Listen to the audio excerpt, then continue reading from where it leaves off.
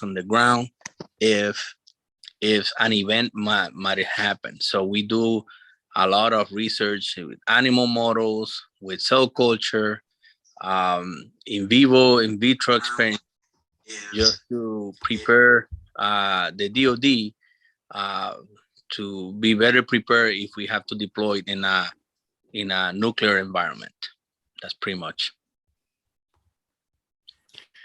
Sounds very official and also kind of scary at the same time, but very serious in a good way. Yes, it is. Can you kind of elaborate on what your day-to-day is like where you're stationed? Yes, no problem. So the day-to-day business, basically, as a department head, I'm the administrator of all the research funds. Right now, I have a total of 15 principal investigators that report to me. Budget-wise, we're talking about $30 to $35 million a year. And how it works is basically we have people that need radiobiology research to be done.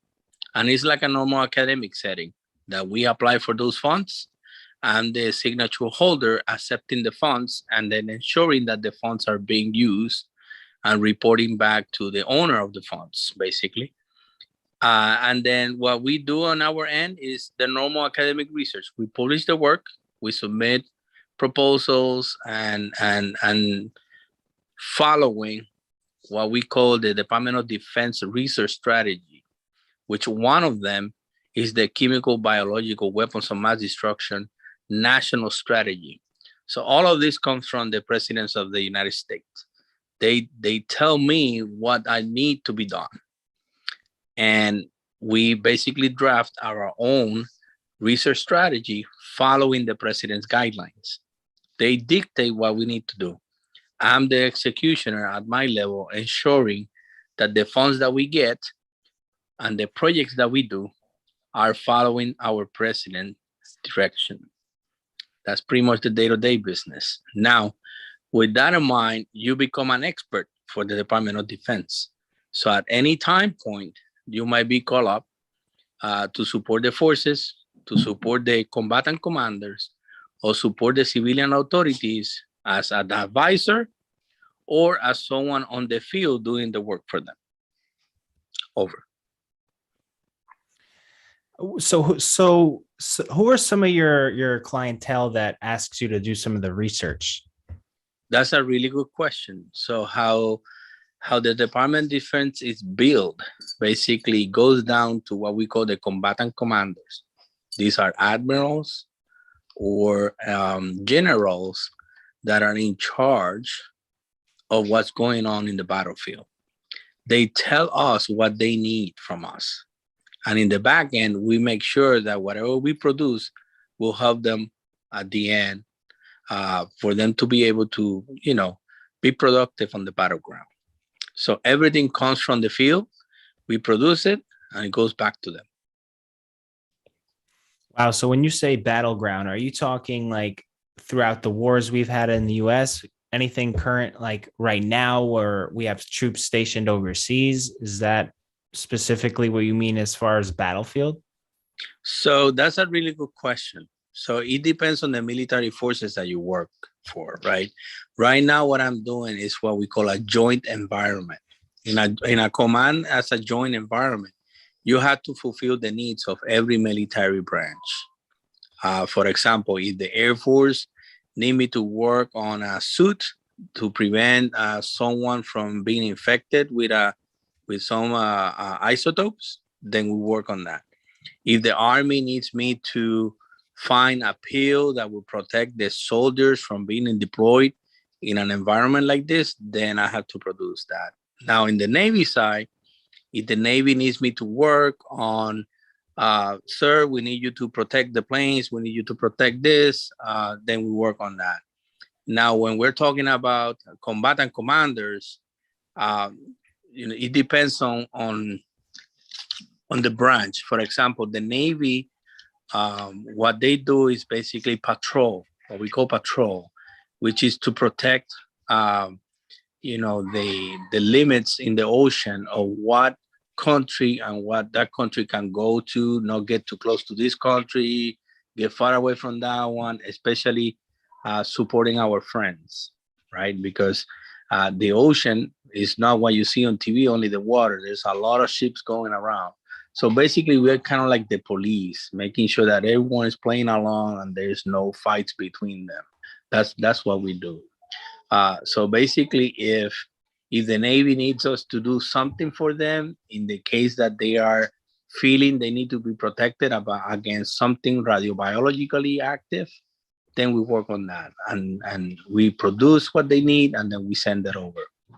And this is constant. This is not only one military branch. This is all the branches, and that's what we see. We say when we are protecting the boots on the ground, or the boots on the ship, or the boots on the planes, is the overall wording that we use, the vocabulary. But at the end, is to support our military forces. Got it. Wow. So this is, this is something almost out of a movie. I'll be honest with you, Ellie. This is like your role in the United States government. You're protecting the United States on a very deep level that everyday people don't even realize, that we have people like yourself in the military, doing this research to help, our people who are overseas and fighting. So I have to ask, how does one get to this point? How do you get to a point where you're working for the military, doing research like that? Take us back a little bit for yourself. Where did this all begin with you? Did you always have a love for science? Did you always have a love for the military? How did you get to this point? Well, to make the long story short and to be super focused on just how I got into the military. So basically, every branch have some type of scientific effort. Depending on the branch, you might be able to come in the military with a bachelor degree, or with a master degree, or with a PhD degree. In the case of the Army, you have microbiologists, you have biochemists, you have research physiology. In the case of the Navy, we have the same, but we have more scientists involved in other duties. With that said, every specialty, either microbiology, biochemistry, research physiology, hospital administration, any kind of specialty have requirements for people to be able to come in. Those requirements are basically different from each other. I can speak about the biochemistry specialty in the Navy. The people that we see applying, all of us have already a PhD degree. And that's the minimum requirement to be able to join the Navy as a scientist under the biochemistry. The same field in the Army does not require you to have a PhD degree. The biochemist in the Army, you can come in only with a bachelor degree. The biggest difference between both is with the Navy, we already come with a really high rank as a lieutenant, which is captain for the Army. And with the Army, because you don't have a PhD, you will come in as a lower rank officer, right? And that's the difference. The military have to give you a specific rank depending on the time that you spend in school. And that's the biggest difference. But, if you have someone that is doing a bachelor degree and would like to join the forces, you have to look into this. Which brand do you need in an effort that they will accept you coming with the education that you have. Below that, then we have the enlisted ranks, right? But that is different because as enlisted, it's expected that you still don't have a degree. Well, most of them come in after high school. But the same military build you up. They give you money for you to go to school. They allow you to take courses. They allow you to have a bachelor degree, a master degree over time, and then move up the ranks, as we call it, right?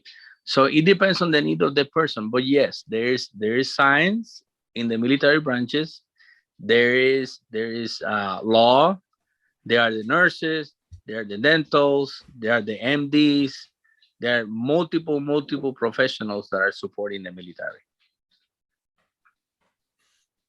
Could you walk us through your personal path that you took, as starting with maybe, let's start off even way back to when you were a kid? What was it? Like, give us a little bit of insight to, how you were as a child and how that kind of relates to who you are today and what you do. Okay, so you want the long story. So I'll be as brief as possible. So basically, growing in San Lorenzo, Puerto Rico, the high school that we all go to, baseball is number one sport, and all my friends we all plays baseball, and I was, I had some talent, that I could play baseball, and out of high school I got drafted by the Oakland A's, the Oakland Athletics.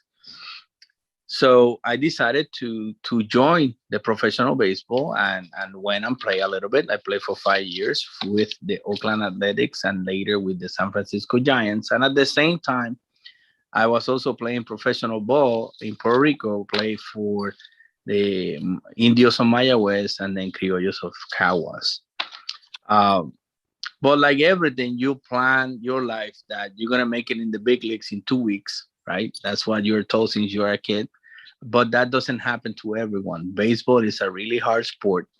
And the percentage of kids that sign very young and make it to the big leagues is very low. So taking that into consideration, there was a point when I was 22 years old that I started thinking of going back to school, but at the same time play baseball back home. And I did that. I decided to stop playing in the United States and then to focus on school and at the same time play baseball back home. And that's how I decided to do a bachelor degree in chemistry. The reason why I selected chemistry is because my chemistry high school teacher, she was the one that always made me go back home and study. And I finished loving chemistry. So I did my bachelor degree in chemistry in 4 years. And then, when you're a professional and you're at the university, a lot of people recognize you. In my case, my professors that were teaching me chemistry, they knew who I was. My colleagues in the classroom, they knew who I was. So opportunities to do research came in. The professors, they talked to me, hey, I know you were a baseball player, but we would love if you, work for us in the lab. And that's how everything started, only with one opportunity. And that's why I'm so grateful about baseball. Baseball opened so many doors for me, not only during the sport, but after the fact. So I took that opportunity. Let me see if I like it or not. And I finished loving it since I was doing my bachelor degree. So during the bachelor degree, then the opportunity to do open houses came in. Open houses in the US. So I visited the University of Massachusetts as a bachelor degree student. And I fell in love on how the professors were presenting their work. It was very professional. It caught my eyes. So in one of those conversations, I'm very fresh. I'm not afraid of having conversations that people that I don't know. And I pulled one of the professors and I told her, hey, ma'am, I like your poster. Do you have any opportunities that I can come back in the summer and work for you during the summer in a summer internship? She saw my hunger and she gave me the opportunity to work for her during a summer program. It's called the Summer Program for Undergraduate Research at the University of Massachusetts. The professor name was Dr. Jeannie Hardy.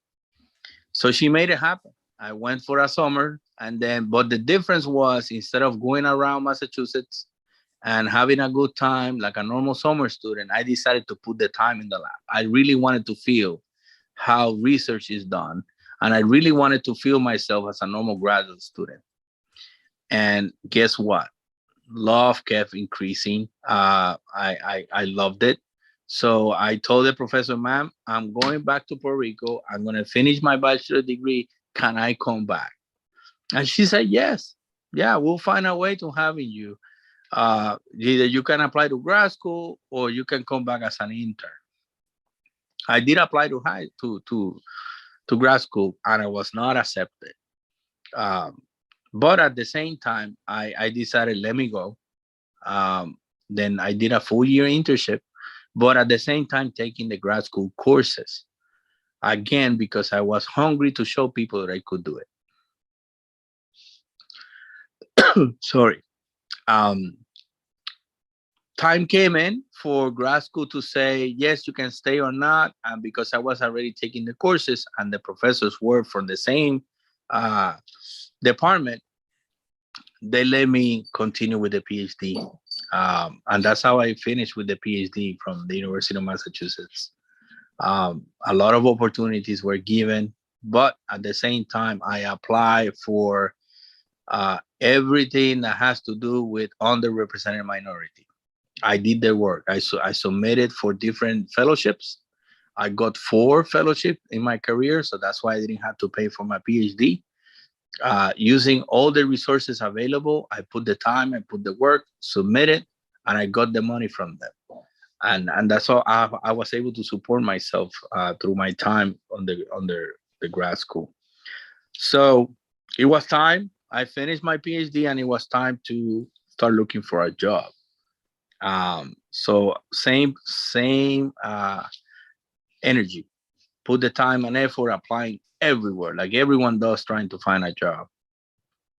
And I got an interview with Pfizer, an interview with St. Jude Children's Research Hospital down in Tennessee, another one with Stanford, a couple of more interviews that I even forgot right now.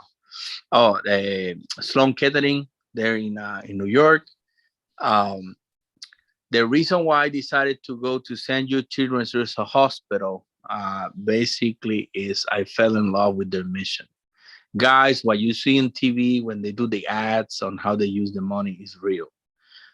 Everything that they do is coming from you guys that are donating money to them, and the research is top notch. Not only that, as a researcher, I was able to work with the patient. You don't see that anywhere. It's personalized medicine. Whenever the kid came in, they will extract the cancerous cells and they will give it to us in research. So it was very personalized, and you feel the passion. You feel the need coming from the kid that is right in front of you. And that's how I fell in love with finding a job that has a mission, not only to get paid, but there's a mission and the need behind. And now you can understand why I joined the Navy. There's no better place that has a specific mission than the military forces. In my case, the Navy, right? The mission of protecting the nation. But not only that, whenever we rotate every 3 years, and whenever we rotate, there's a new mission with that. So every 3 years, I had to become a subject matter expert of something new because I know that people behind me, they need me. So there's a lot of spending time studying something new, spending time on understanding what they do in that command, because my job is to be productive as fast as possible. So my troops and my fleet is protected for what they need. So it's a different type of job. It's very challenging, but I love it because every time that I get an opportunity, it's something new, new mission, and we're always focused on being productive and protecting the nation. There's more into this, but I'm trying to be as brief as possible because of the time constraints. Back to you. Thank you. You definitely covered a lot, and I think you did a great job giving us a trajectory of where it started from. I kind of want to back up to, the Oakland A's and then work our way back to present day. So, you mentioned that you were, a young 20 something, and you were kind of seeing your, really getting serious about, okay, what's going to happen with my future do I have a future in baseball, or do I just, kind of pivot and go into my studies and then start to build my career, which you end up choosing that. Was there any instance while you were playing baseball where you felt like, this was it, like that, you had your shot and it was going to be your full-time thing? Like how close, because you were at the Oakland A's, was it a minor league team? Was it, you said you were working towards the pros? Yeah. So when you sign professional, you are already in the professional environment. What changes is the level. right? So with the Oakland A's, I was able to make it all the way to high A, which is what, 3 levels, and then to get to the big leagues, it was 2 more levels, right? Double A, triple A, and then the big leagues.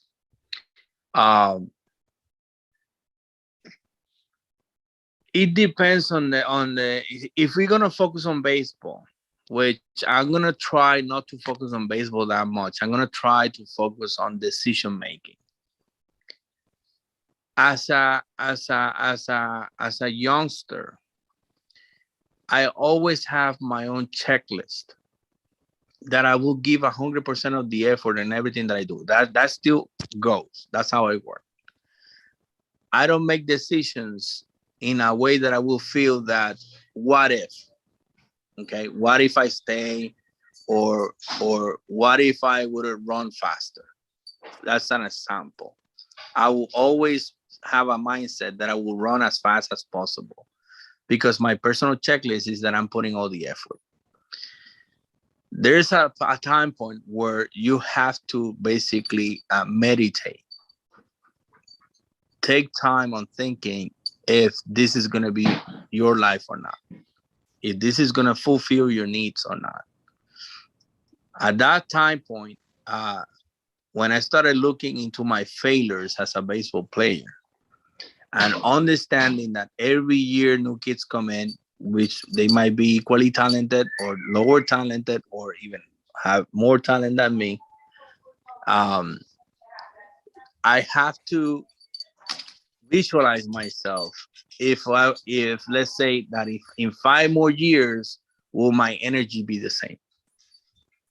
Especially knowing that there are other avenues that I can still look into. I was very young and I was good, like I said, in chemistry and mathematics back in high school.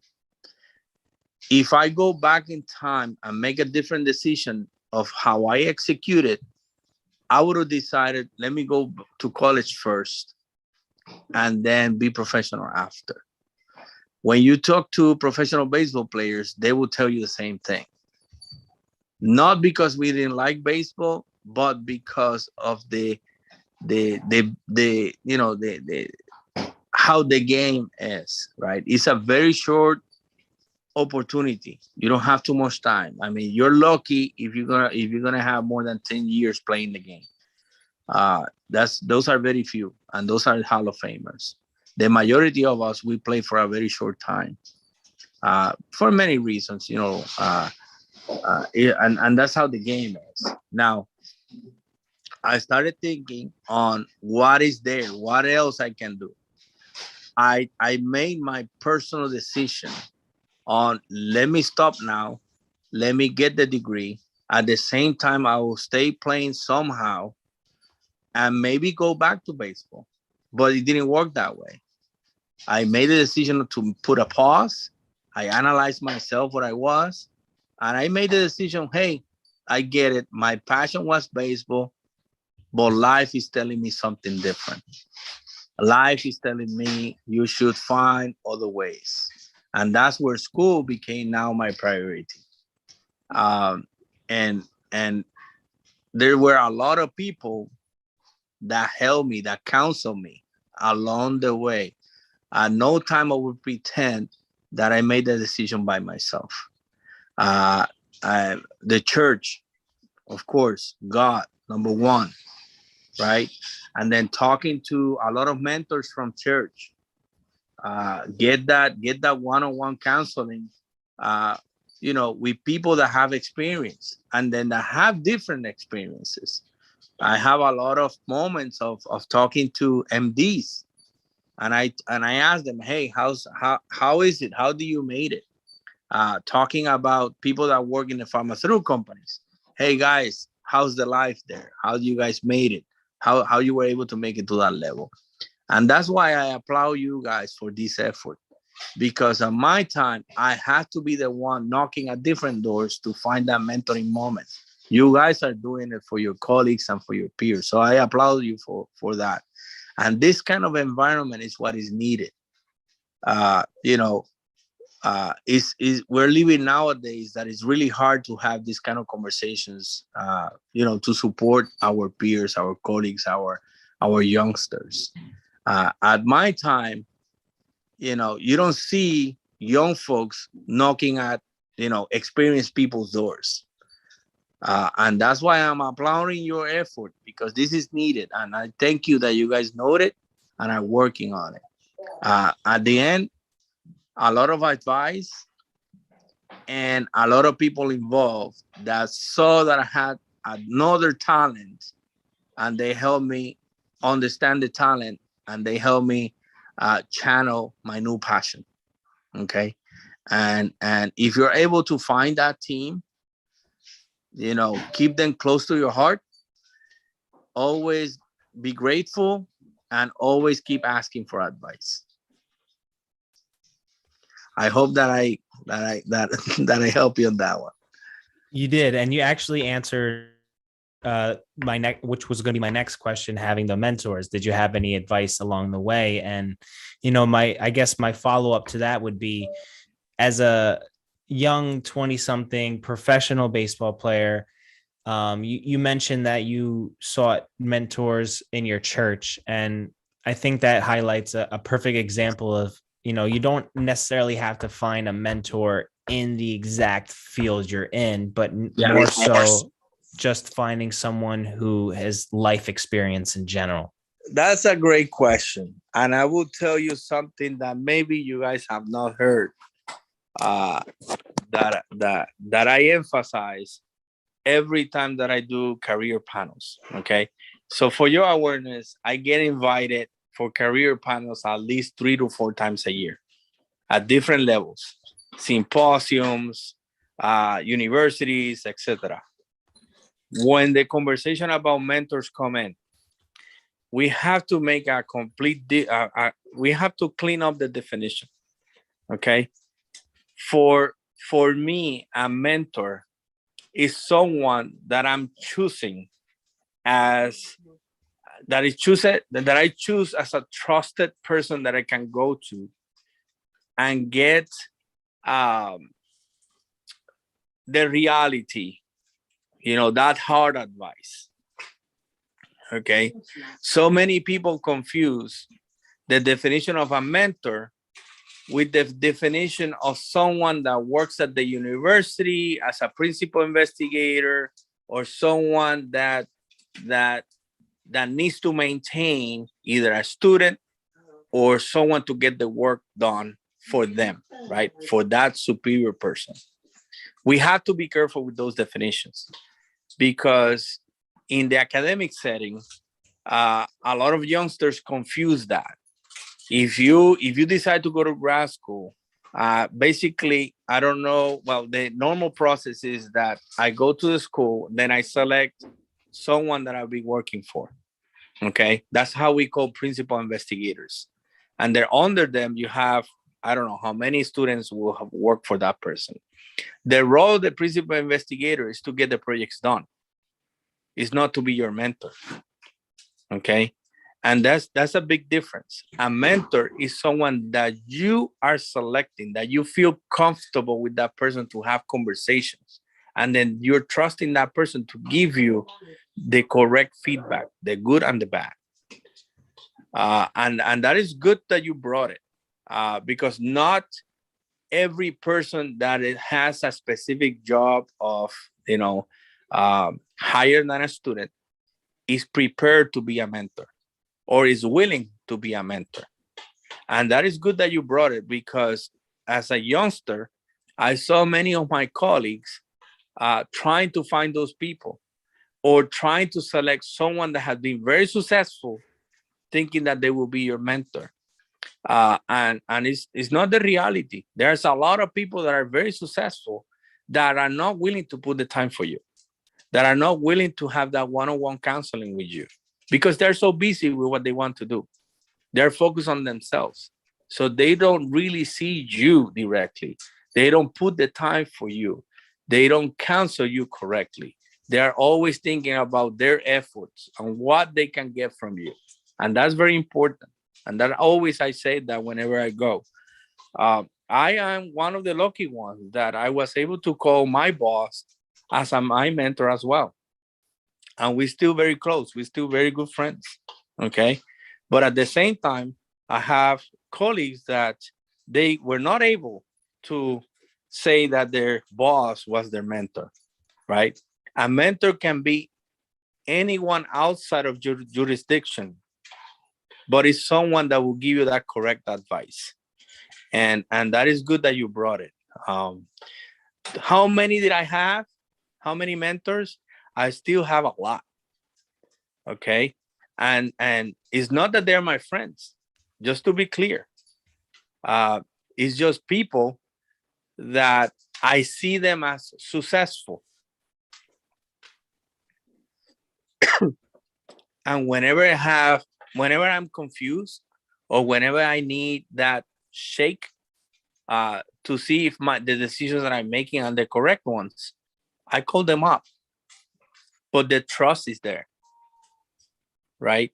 That gut feeling that comes from me and saying, who should I talk to? The trust is there. And this is good for everyone that is listening, so they can understand the difference of it. Over. Mm. What would you say? Who's an example of one of your mentors right now that you've had for some time? Oh, wow. Now that I'm a naval officer, I have naval officers. I have Army officers. I have a lot of people from church that are role models, right? Because that's the key. You want someone that you can say that's a role model too. My parents, they still my number one mentors. Okay. Whenever I have to vent, that's what I do. Hey, and then I vent with my parents. I'm able to not only see them as my parents, but they also give me great advice on how I see the problems and how they see what I'm communicating. A lot of friends, you know, the things that I do and the way that I communicate, I'm a clear person, straight to the point. My personality do not bring along a lot of friends, okay? Because that's how I am by the book. But I'm telling you that the ones that I keep close are even better than me as a person, or we are at the same level.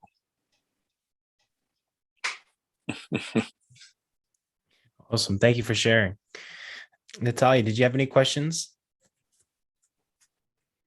I think it's funny, like you kind of led into it a little, Elih. I was interested to know, like now you were just talking about like you like helping people and you like bringing those people close with you. Moving a little bit to the left with that kind of statement, I'm interested to know like how do you stay motivated, right? Because I know you talked about the process of like finding what you love and then just like giving it your all. But being real, a PhD is hardcore. So it's a lot of work. It's a lot of staying focused.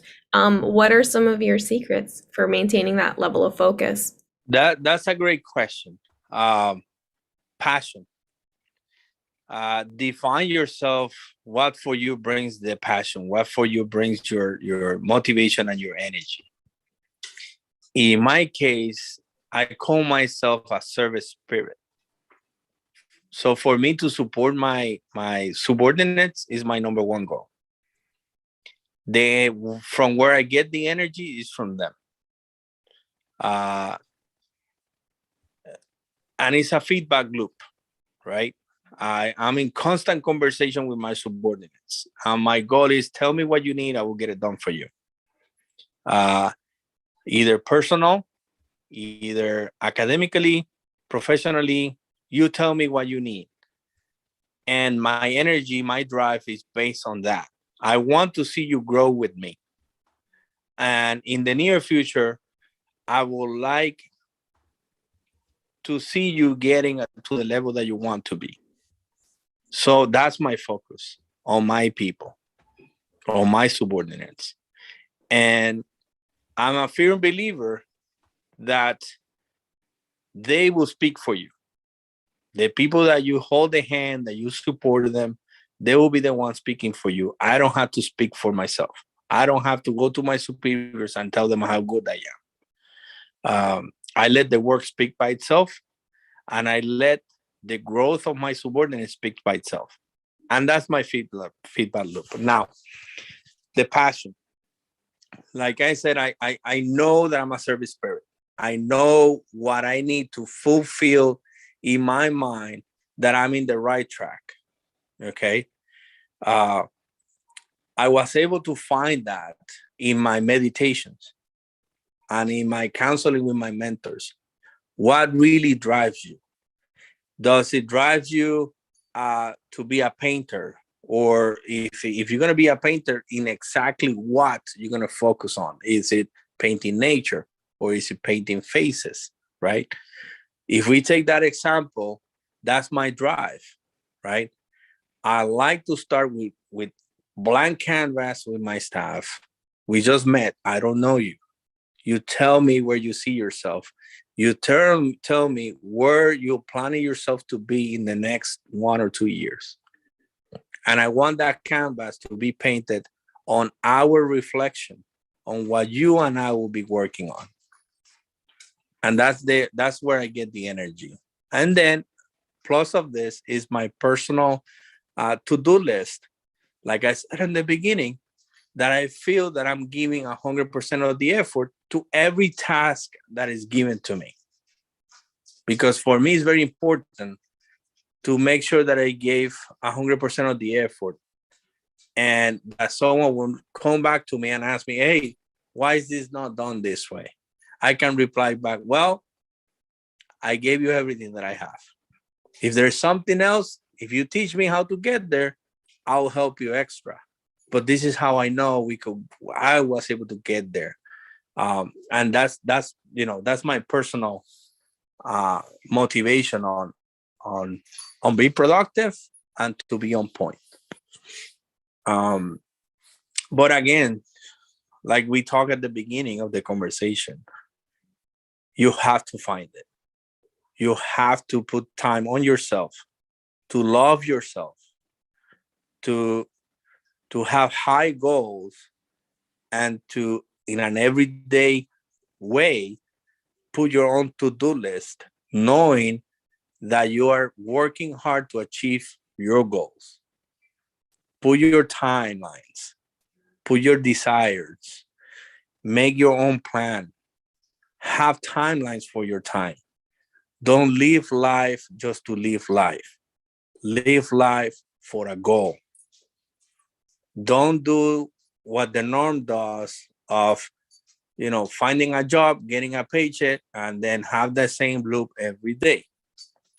Well, have a motivation behind every dollar.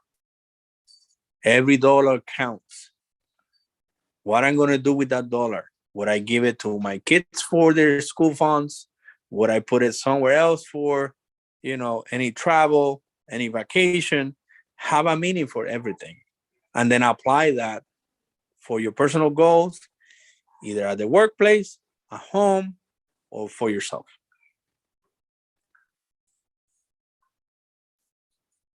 Next question.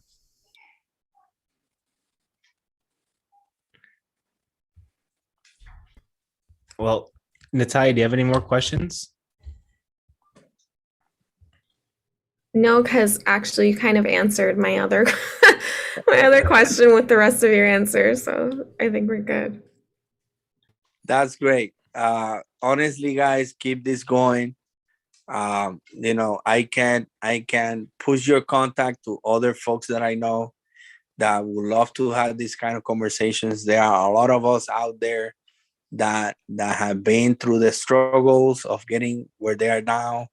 They understand that, if people get to know what we know now, not many people will struggle the same way that we struggle. Okay. So I applaud you for this effort, and keep pushing. Keep pushing.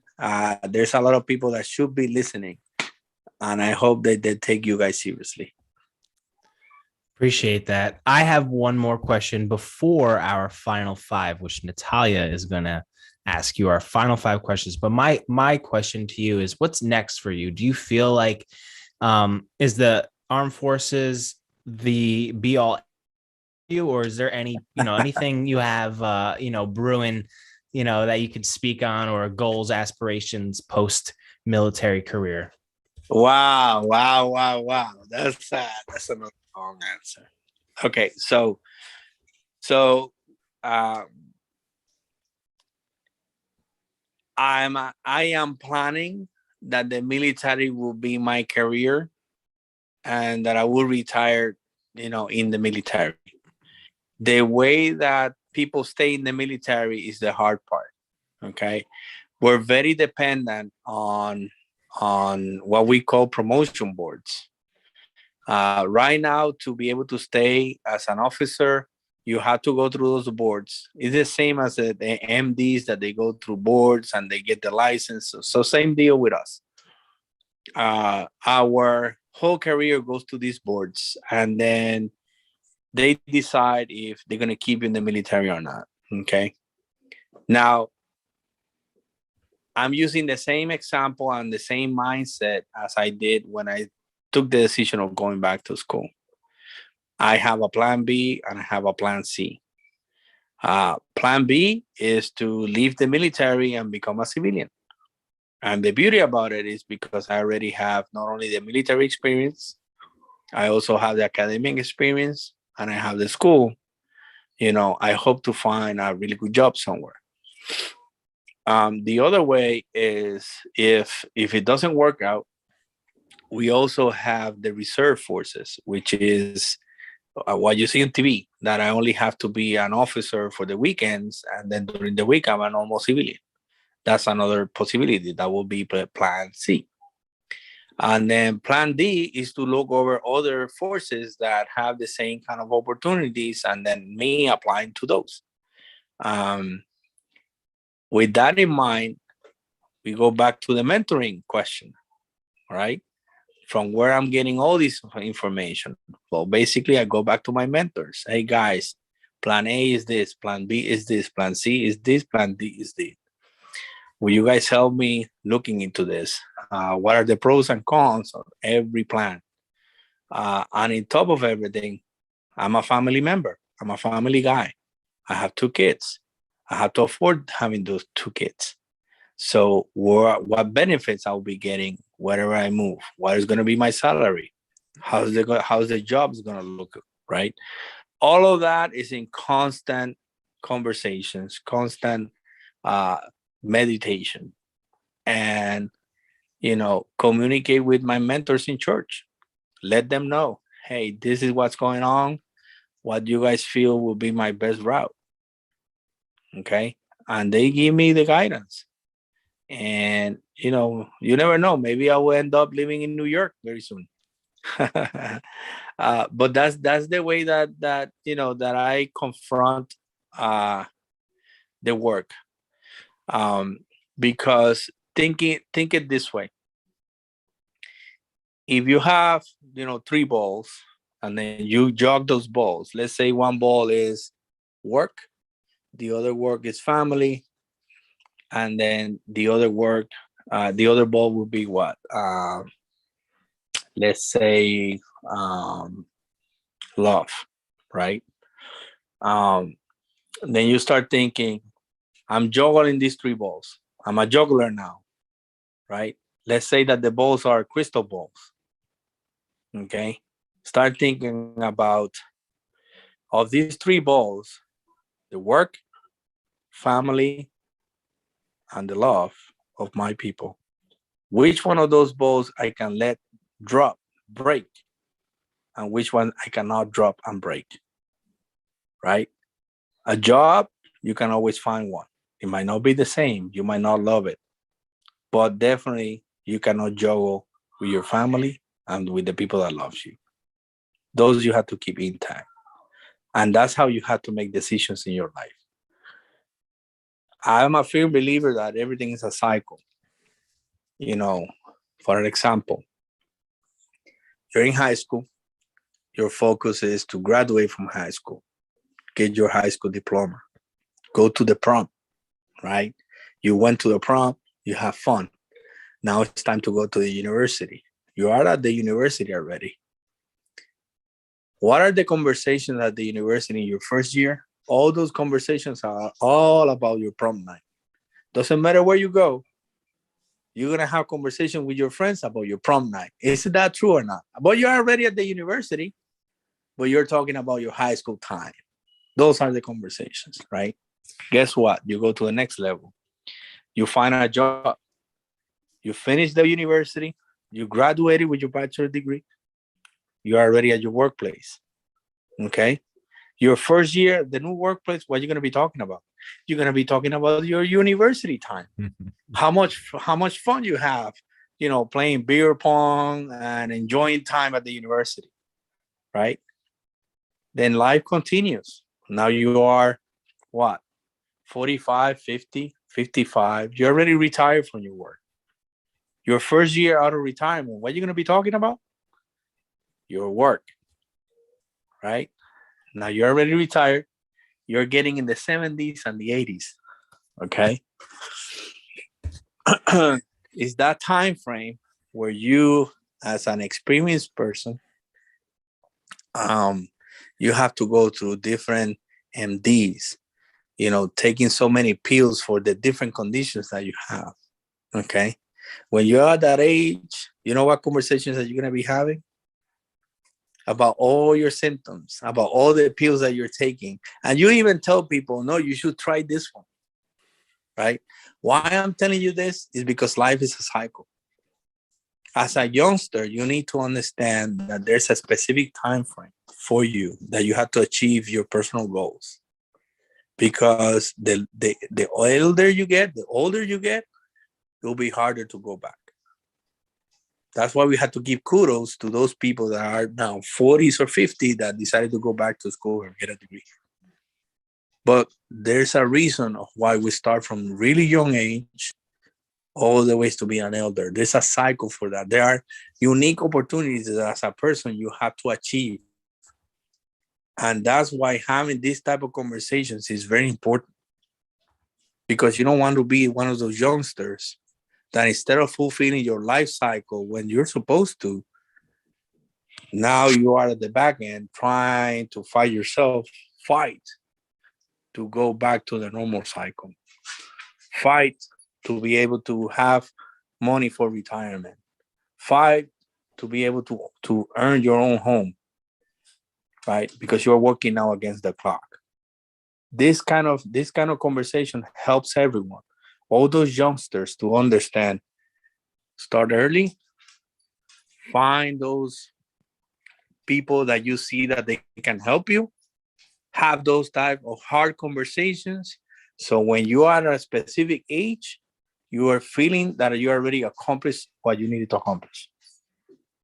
And your life is already meeting the expectations of why you decided to do it. And that's why these conversations are very useful. And I mean, I can give you plenty of examples where I know that if people had these kind of conversations, they would have made complete different decisions. And I applaud you for this. Next question. Elih, appreciate that. Really humbling and amazing to hear your story. In this time, we're gonna hit you with our final five questions. The five questions we ask every guest at the end of every show. Natalia is going to hit you with the final five. Go ahead, Nati. Shoot. All right, Elih. So the first of the final five, we want to know if you could speak to your high school self today, what is one piece of advice you would give yourself? Okay, perfect question. I will say, go to university first, then be professional baseball player after. Awesome. Our second question is, what is your favorite book? Whoa, that's a good one. Well, there's many different preferred books, but there's one that really caught my eye, that I always, whenever I had, I would say, good conversations with friends, especially when they are in need. There's a specific book that I always offer, and right now it's escaping my mind. The book basically goes into my beliefs and is using a person that have gone through different difficulties in life, and now that um, he is in the spiritual life, he's communicating exactly what we're talking about. If And I life go goes back, on.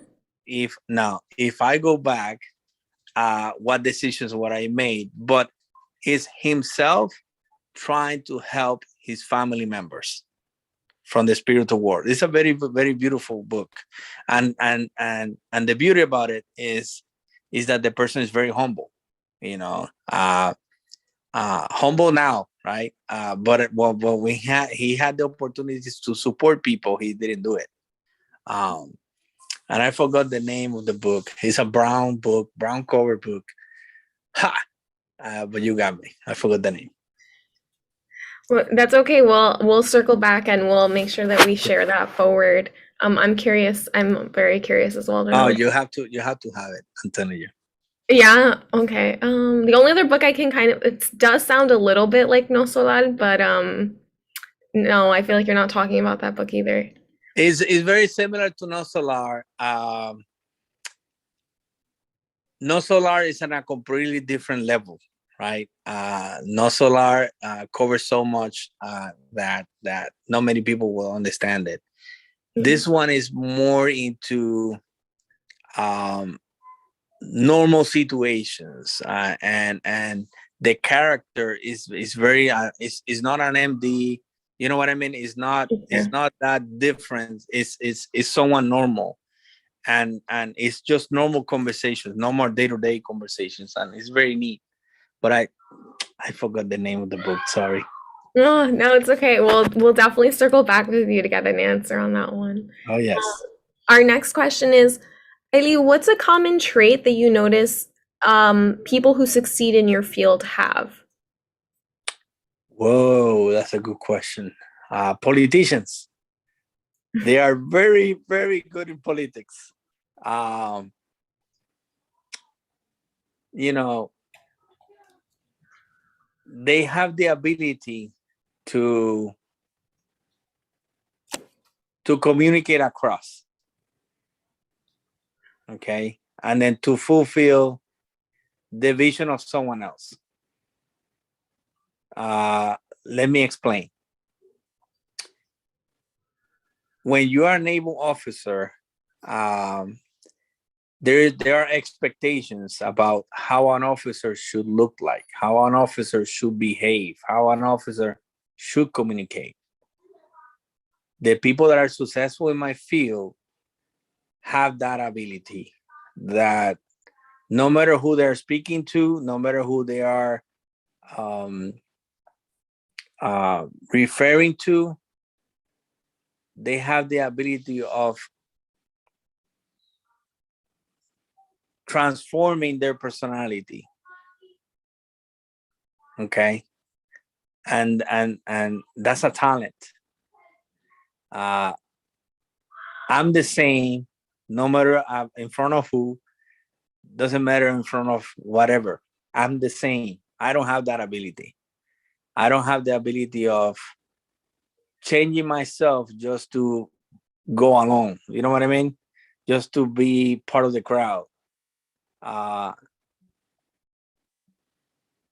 am who I am, and I know, and I don't have that flexibility within myself to change the way that I see life, to be able to, get away with promotions, or to have a higher job of whatever. And that's the difference that I've seen of people that are successful in what we do, right? Remember that what I do is not normal. Okay. What I do is 0.001% of the population.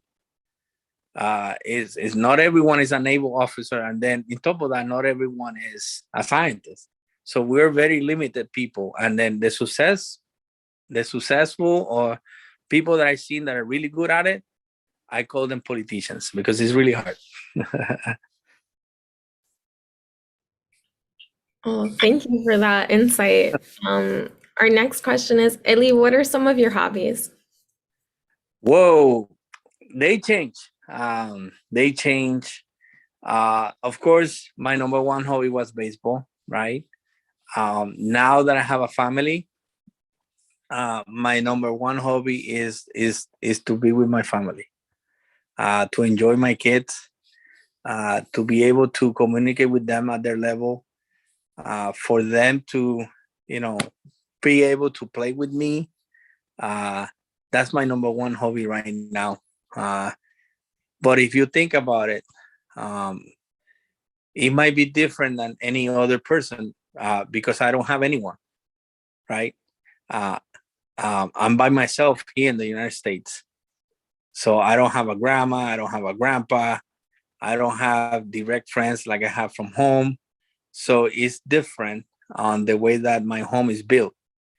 So my hobbies right now are to take my kids to baseball, like I'm one of the coaches on their team, or to take them to basketball and play with them, and then enjoy the time with them.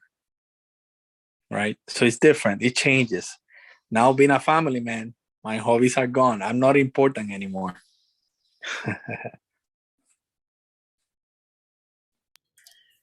Oh, but it sounds like you have your hands full. So I love that. That like your hobbies are super fulfilling, and that's what matters most, right?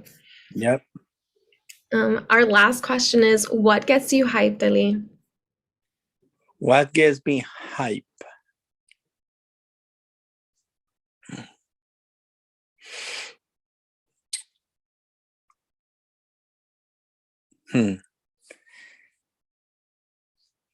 I will say being grateful,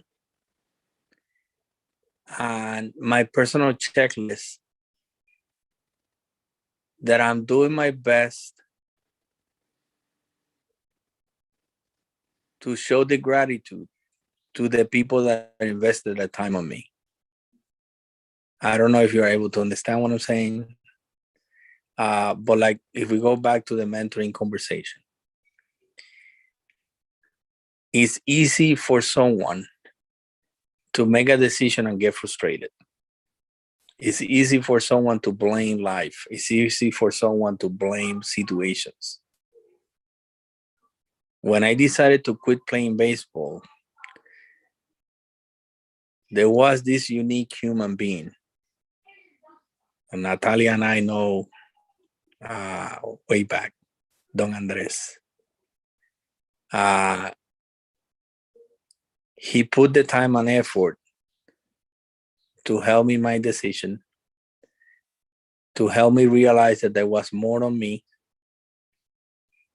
And my energy, my service spirit is to show him the gratitude of that time and that effort that he put to support me. That's my number one goal. Over.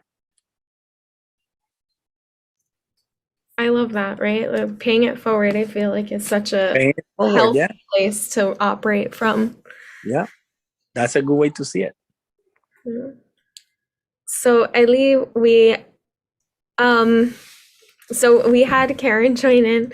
I don't know if she has any questions or she just wants to say hi or anything. But Karen, if you want to share like just what your major is, what you're studying, because I know it's definitely like apropos to this conversation. And it's Okay. never too late. It's okay. Hi, I'm sorry. I was taking a final. So my name is Karen. My major is biology. Uh-oh. You choose wrong. What is your question? Oh, I don't have any questions. Just wanted to present myself and say it was nice to meet you. I was really looking forward to this, but I was so sad that my final started at 6:30 and I just got out right now and I saw the message and I was like, oh, I missed it. Don't worry, don't worry. Stay focused on your exam, stay focused on school. That's way more than important than me. Well, you chose biology. There's so many different routes that you can go with a biology degree. If you decide to stay only with a bachelor degree, that's fine. If you decide to go to grad school, there's so many different things that you can do. It depends on what you're planning for your future. What I have to tell you is start planning for the next evolution. As scientists, right now, a bachelor degree is not enough. So, Yeah, I intend to go to med school. woohoo! Nice. Yeah, my goal is to be an OBGYN. So, Wow. Yeah, I know a couple. They're very well paid. yeah, it's a little hard because I am undocumented. So I have a lot of like cons and like people tell me that I can't. But, just throughout life, I've met people who show me that it is possible. So I'm just like trying my best and like, Yeah. ignoring those that tell me that I can't and stuff. So I'll tell you something that I always use with my colleagues. What sinks a ship is not the water that surrounds it, is the water that we let in. With that in mind, do not listen to the noise. There's going to be a lot of people that tell you it's impossible. If you let them go into your brain and affect your lifestyle, then you're going to start sinking. Ignore them. Don't let them use you. Stay focused and always use Google. Google is a strong tool. Why I'm telling you this? Keep Googling on opportunities for undocumented to go to school and to get grad school. You will find fellowship. You will find opportunities. I will tell you one right now. Google SACNAS and then become a SACNAS member. SACNAS is the scientific advancements for Chicanos and Native Americans in science. That's a really great opportunity for you right now. And they will help you in finding ways to continue with your plans. Yeah, I don't know if that's the same program Natalia told me about, but I am into looking for internships and stuff, and I'm trying to like find people who do offer opportunities for undocumented students. Yeah. That's a challenge. I'm the owner of, I will say owner. I'm basically the person in charge. I work at the Uniformed Services University, which is the medical school for the military. That's where we train the nurses, the dentists, the MDs that are going to be supporting the forces. At the university, I'm in charge of all the summer internship programs and fellowships. Unfortunately, most of them, the requirements are to have some kind of green card or U.S. citizen. The Department of Defense, because it's the Department of Defense, it's really hard to support undocumented. But as soon as you're able to get something for yourself, now you know of all these opportunities. I suggest you don't forget about my name,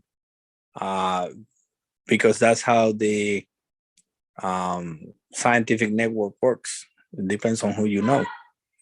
And I have been in many different opportunities that if you don't forget about me and you remind me of who you are, I might be able to help you. I will, yeah. That's why I was so interested in coming. Like, I'm just trying to make as many connections as I can because I know how important that is. Very important. Very important.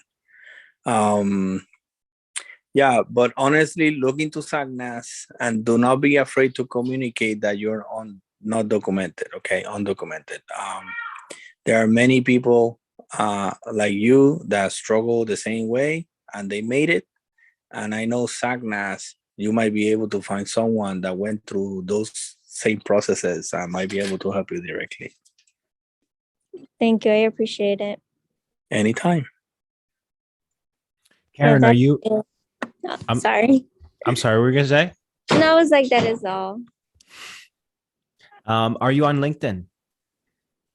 Not yet, but I was planning to do that over the winter break.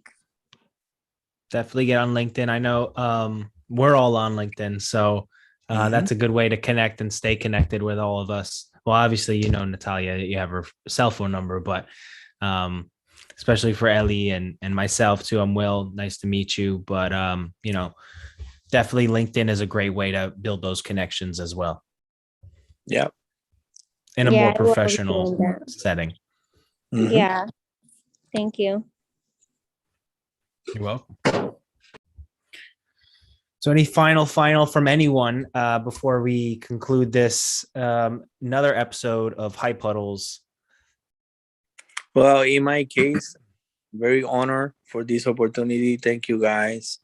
I already told you multiple times, keep doing what you're doing. There's always an ear that needs to hear this, and I appreciate your effort. So thank you for this opportunity, and anytime that you need me, just reach out, and I will let everyone know, you know, how I was able to make it as well. Thank you. Thank you. Thank you. And for those watching on the stream and those joining us, like Karen, you know, we're doing this every Thursday, HypeHuddles, just to connect young people, young minds with professionals and mentors like yourself, Ellie.